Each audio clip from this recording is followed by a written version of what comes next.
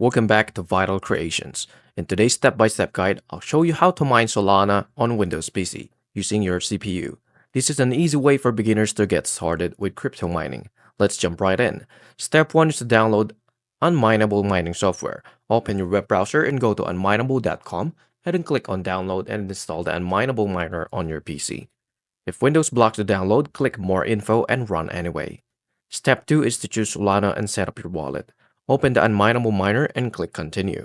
Select CPU mining, choose Solana as your mining coin, and then enter your Solana wallet address.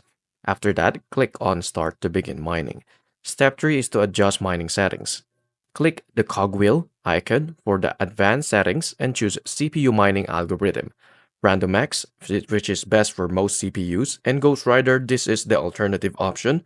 Select XMRig as the mining software. Click Save and Restart to apply changes. Step 4 is to monitor your mining progress.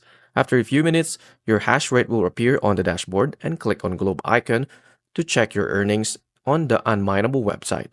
Toggle between light and dark mode for UI preference.